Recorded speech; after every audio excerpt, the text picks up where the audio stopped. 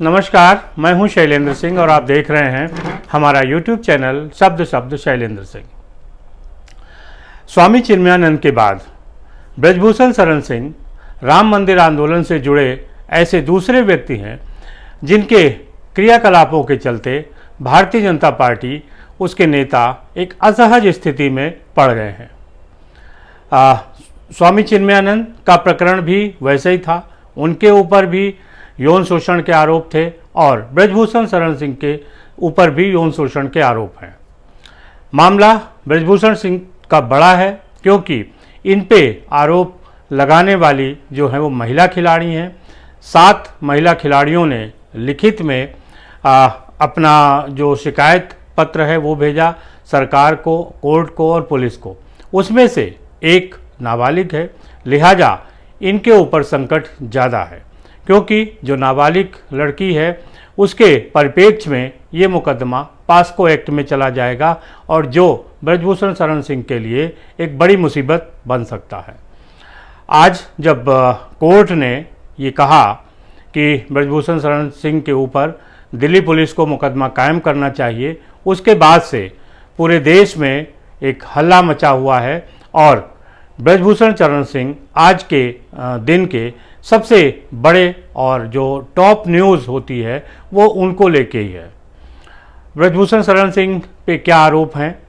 ये पिछले जो जनवरी अभी बीती है उस समय भी महिला खिलाड़ियों ने धरना दिया था और उस समय ये कहा गया था कि एक टीम गठित की गई है जो अपना काम कर रही है। ब्रजभूषण शरण सिंह पे तमाम तरीके के कुश्ती संघ से अलग रहने के लिए उनको कहा गया। मामला शांत था और लेकिन जो महिला खिलाड़ियों की दूसरी मांग थी कि उन पे मुकदमा कायम किया जाए, उनको जेल भेजा जाए और भारतीय जनता पार्टी उनसे जो सांसद की उनकी सदस्यता है उसको भी ख़त्म करे, उनको इस्तीफा देने के लिए कहे। दरअसल ये बात जनवरी में ही अगर सुलझ जाती तो बहुत बेहतर होता। इसको सुलझाने का एक काम ब्रजभूषण शरण सिंह के पास था। जिस समय इन महिला खिलाड़ियों ने आरोप लगाया था उस समय ब्रजभूषण शरण सिंह को बड़ा दिल दिखाते हुए खुद से ही इस्तीफा दे देना चाहिए था और जांच के लिए तैयार हो जाना चाहिए था। लेकिन ब्रजभूषण शरण सिंह पैसे वाले हैं, उनका रसूख है, उनके पास पावर है। पावर और पैसा जब ये दो जो चीज़ें आ जाती हैं तो व्यक्ति अपने को सबसे ऊपर मान लेता है।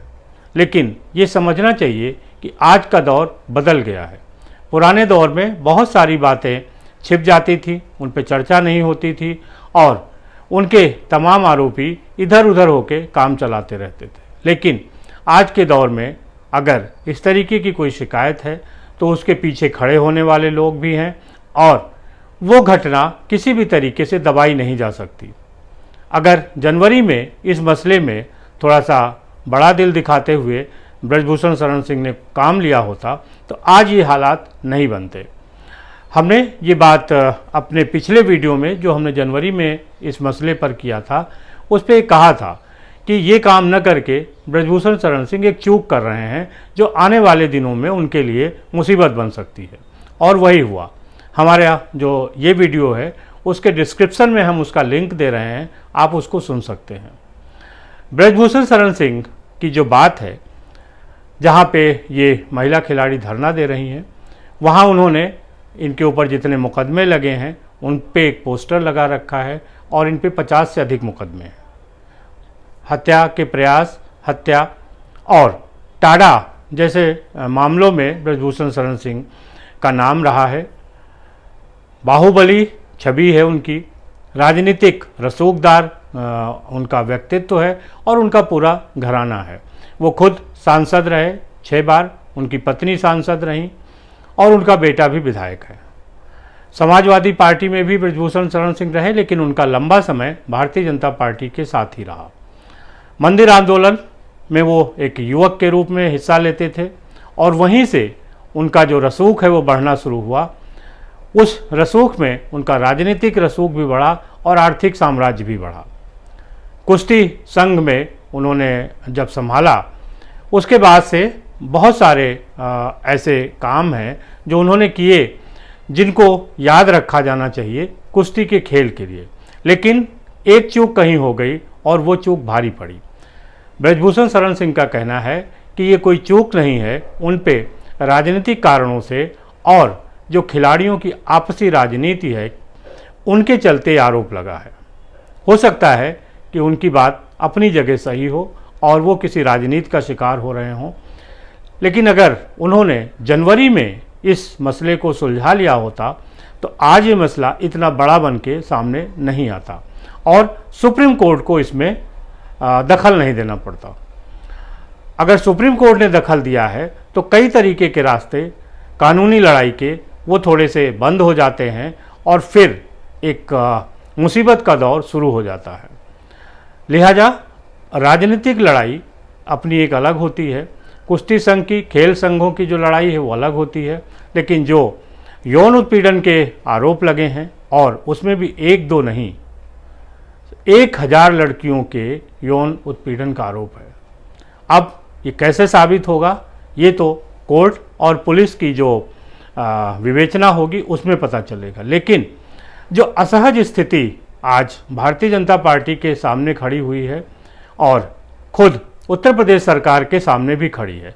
कई बार जब उत्तर प्रदेश की सरकार अपराधियों के नियंत्रण की बात करती थी तो विरोधी एन केन प्रकारेण कहीं न कहीं से ब्रजभूषण शरण सिंह का नाम घसीट के ले आते थे और उसके बाद फिर भारतीय जनता पार्टी के लोगों को बोलने में दिक्कत होती थी। अब स्थितियां ऐसी हैं कि एक तरीके का ये गुड़ भरा हंसिया है, जिसको कहावत है कि वो न जिसको न उगला जा सकता है और न निगला जा सकता है।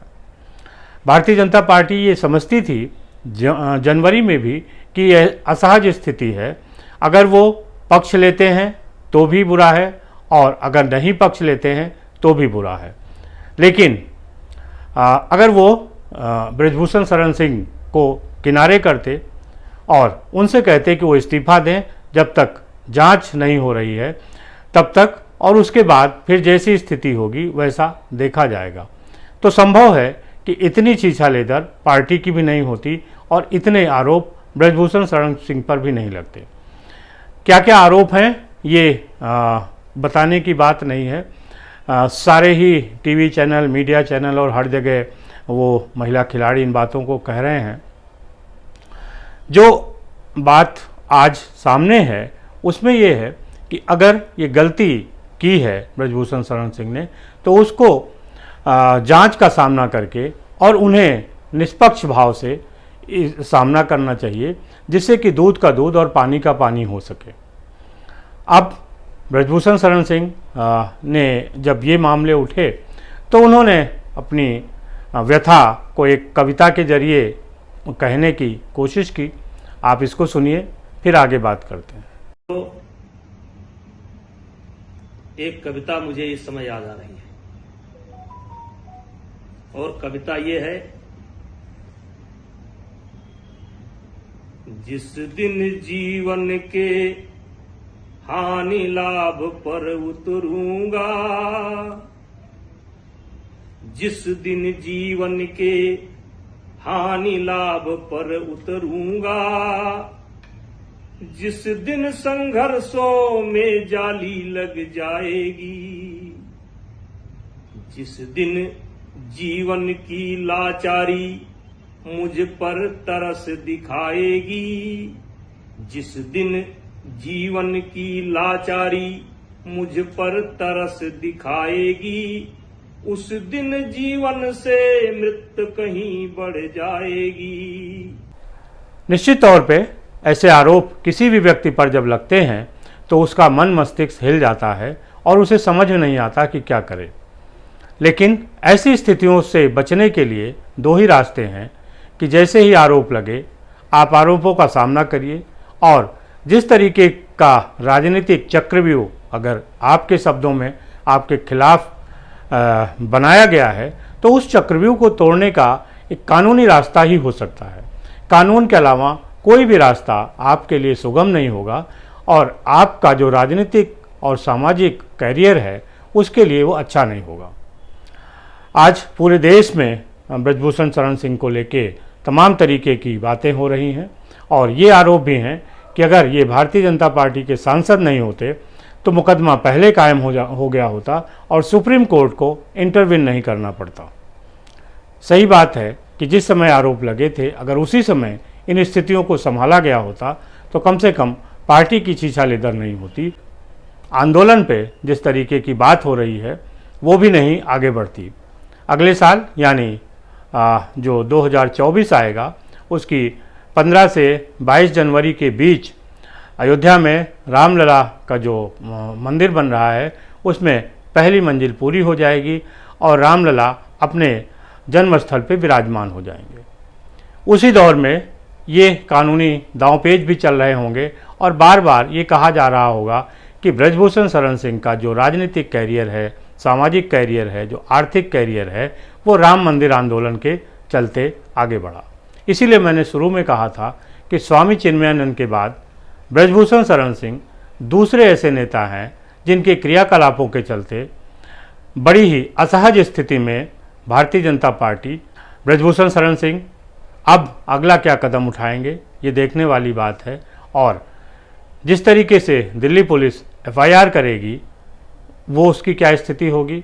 महिला खिलाड़ियों का अभी भी ये मानना है कि जब तक ब्रजभूषण शरण सिंह को जेल नहीं होगी और उनका इस्तीफा नहीं होगा सांसद सदस्यता से, तब तक वो अपनी लड़ाई जारी रखेंगे। उनकी लड़ाई सिर्फ FIR होने तक ख़त्म नहीं होने वाली है। आप क्या सोचते हैं और आपको क्या लगता है कि इस मसले पे क्या कुछ होना चाहिए था जो नहीं हुआ? अगर हो गया होता तो आज ये छीछालेदर नहीं होती। शुक्रिया, धन्यवाद।